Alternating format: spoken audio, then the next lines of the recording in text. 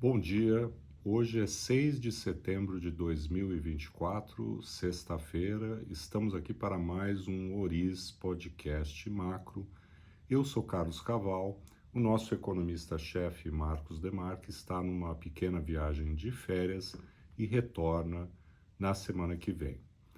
No podcast que fizemos na sexta-feira passada, chamamos atenção para os dois grandes eventos que ocorreriam nessa semana: o PIB aqui no Brasil do segundo trimestre e hoje, nos Estados Unidos, a divulgação dos dados do mercado de trabalho para o mês de agosto. Vamos começar por aí, depois falamos de Brasil, onde também, né, há repercussão do envio ao Congresso Nacional do orçamento para 2025. Pois bem, o contexto do mercado de trabalho nos Estados Unidos vinha sendo de algum enfraquecimento na margem, de elevação da taxa de desemprego, o que colocaria, né, e vinha já pela sinalização anterior, dando espaço para o Fed iniciar na reunião de setembro o processo de flexibilização da política monetária nos Estados Unidos. O número divulgado hoje, acho que corroborou essa tendência, né?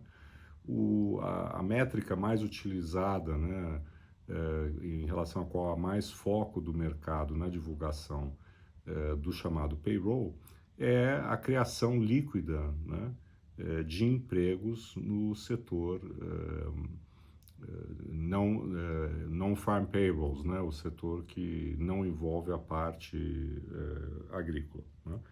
E esse dado veio com uma alta de 142 mil empregos criados, né, liquidamente no mês de agosto, contra a expectativa de 165 mil, então foi mais fraco, né? E nos 2 meses anteriores, julho e junho, também houve uma revisão um pouco para baixo, né, números aí mais próximos da faixa de 100 mil empregos nos 2 meses anteriores, e, portanto, uma leitura de um mercado de trabalho que na margem está se enfraquecendo, né? Por outro lado, os dados que vêm da pesquisa ligada ao a taxa de desemprego, que é um outro survey, né, domiciliar, com entrevistas e tal, mostrou que a taxa de desemprego confirmou a projeção de 4,2%, ligeiramente abaixo dos 4,3% do mês de julho. A parte de salários que eles medem veio um pouquinho para cima, né, mas a leitura foi nesse sentido do mercado de trabalho, né, que dá espaço, né, ao Federal Reserve para iniciar o ciclo de corte de juros na reunião que vai ocorrer daqui a pouco menos de 2 semanas, enfim, no dia 16 de setembro, né? A ansiedade, evidentemente, continua sendo com a magnitude desse corte, né? E vamos ter ainda divulgação de dado de inflação, mas hoje a aposta majoritária do mercado é por um corte de 25, né, 0,25, 25 pontos base, na reunião de setembro. Há previsões, né, algumas casas falando em meio ponto percentual, mas parece, né, que a sinalização e a maneira como os dados têm se comportado corroboraria um início, né, com um corte de 25 pontos base, né? Na sequência, nós tivemos, depois da divulgação do payroll, a fala de dois membros do FOMC, o Comitê de Política Monetária Americano. Primeiro, John Williams, que é o presidente do Fed de Nova York, que falou que é o momento adequado para ajustar a política monetária. Na sequência, Christopher Waller, que é do board do Fed, né, se pronunciou a favor de uma série de reduções, né, da taxa de juros básica, uma série de reduções, nas palavras dele, seria nesse momento a opção apropriada, né? Então, está muito telegrafado o que vai acontecer na próxima reunião. Claro que a magnitude pode ainda ser ajustada para um corte maior, se houver alguma evidência que sugira essa necessidade, mas hoje parece que, né, o corte de 0,25 é o apropriado, é o que a curva de juros nos Estados Unidos está precificando majoritariamente, né? O, o que nós tivemos, né, como reação de mercado, né, houve momentaneamente, pelo menos no momento dessa manhã, uma desinversão da curva de juros nos Estados Unidos. Houve até o juro de 2 anos, né, comparado com o juro de 10, chegou a ficar, né, mais baixo. Depois eles mais ou menos encontraram um patamar semelhante em 3,75%, né? E aí, o comportamento das bolsas foi negativo. Há por trás disso o temor da recessão, né? O desejo do mercado pela redução da taxa de juros, é evidente que continua, mas, né, se isso for indicação de uma recessão, de uma queda mais abrupta do nível de atividade, evidentemente isso seria ruim, né, do ponto de vista da lucratividade das empresas, dos seus negócios e afetando a bolsa. Então, pelo menos até agora, né, nesse início de tarde, a gente está tendo um movimento negativo das bolsas, que inclusive, né, acabou atingindo a bolsa brasileira.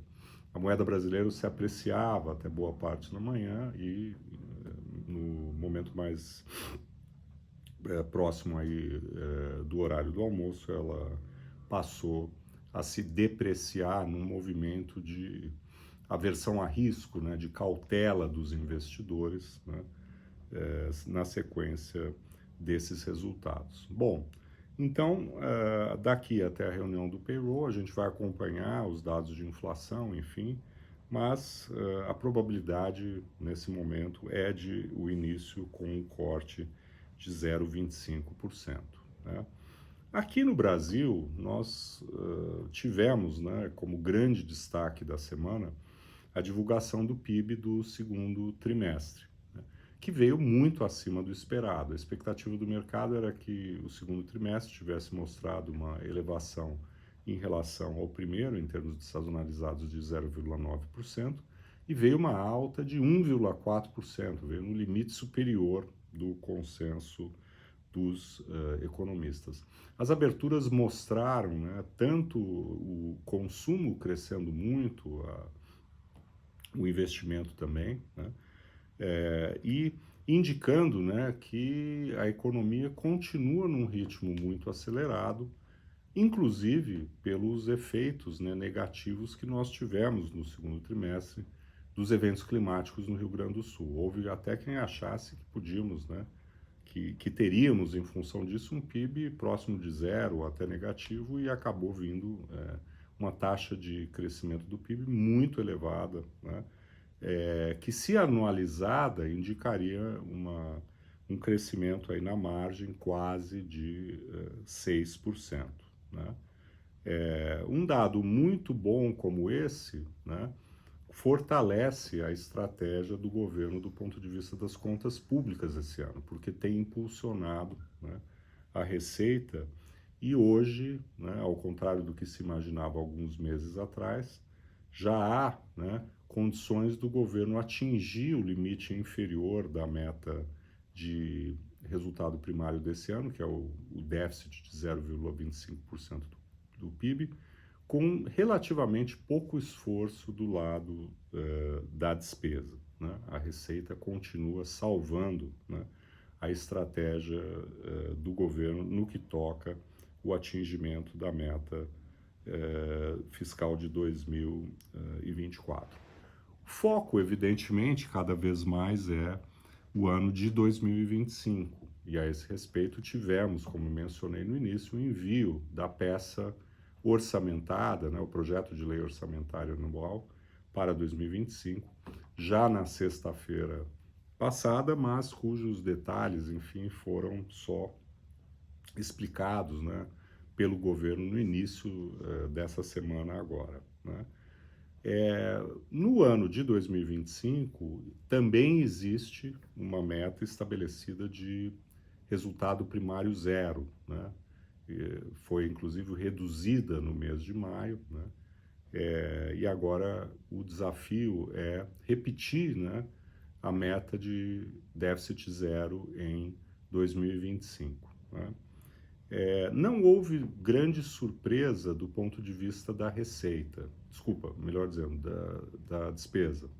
O governo já havia divulgado um esforço que vai ser feito no ano que vem para reduzir os gastos sociais, enfim, brechas, pente fino, enfim, no montante de cerca de 26 bilhões de reais. Fora esse esforço do pente fino do gasto social, não houve nenhuma medida adicional do ponto de vista de contenção das despesas. E no tocante às receitas, o orçamento de 2025 traz uma necessidade de receitas adicionais de 168 bilhões de reais. É um desafio muito grande. Como que o governo espera obter essa receita toda adicional? Né? Há um conjunto de medidas de aumento de receita que dependem do Congresso, né, de cerca de 46 bilhões de reais, e, para tanto, o governo, para cobrir parte desse valor, o governo está propondo o aumento da contribuição social sobre o lucro líquido, a CLL, né, em 1 ponto percentual para empresas não financeiras, 2 pontos percentuais para bancos, né, e também um aumento da tributação de JCP, juros sobre capital próprio, também incidente sobre as empresas, né, de 15% para 20%. Já houve uma manifestação negativa no Congresso do presidente da Câmara, Arthur Lira, o próprio relator do orçamento também, de que é muito difícil imaginar que esse aumento via esses tributos venha a ser aprovado no Congresso. Há também um conjunto grande de medidas, né, que perfazem esses 168 bilhões de 2025, que são fruto de medidas que buscavam já trazer uma receita substancial em 2024, decepcionaram, né, não corresponderam ao esperado e que o governo agora está empurrando, né, essa expectativa adicional para 2025, como transações tributárias entre a Receita e os contribuintes, o voto de qualidade no CARF, né, acordos ligados a decisões aí divididas no CARF, enfim. Parece, né, novamente, que os números que o governo divulgou nesses itens estaria, né, novamente superestimado. Né? Mesmo hoje, no valor econômico, vários analistas de contas públicas estão apontando para o orçamento de 2025 o mesmo vício, né, que vimos no orçamento 24, que é a subestimação das despesas com previdência e gastos sociais. Para 2025, as estimativas são aí de uma subestimativa desse gasto que é obrigatório em torno de 20 bilhões de reais. Né?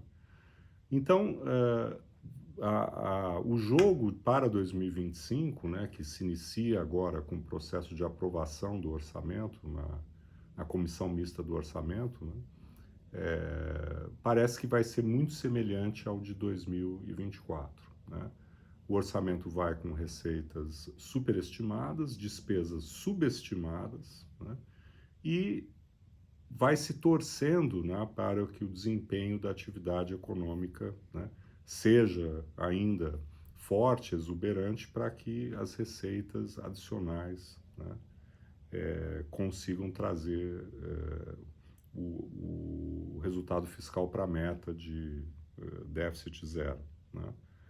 Ocorre que ao longo do tempo essa estratégia vai ficando mais improvável, porque a gente já tem um crescimento econômico muito robusto, né?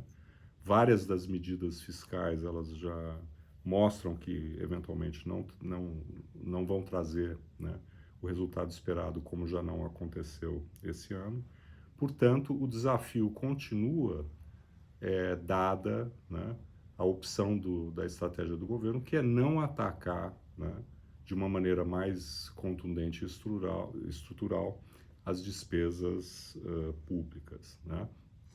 Também comentamos na semana passada, né, o subterfúgio que o governo sinalizou com relação à ampliação das despesas de subvenção com o Vale Gás, né, que passariam de cerca de 3 bilhões de reais ano para algo mais próximo a 12 bilhões ao longo dos próximos 2 anos, né.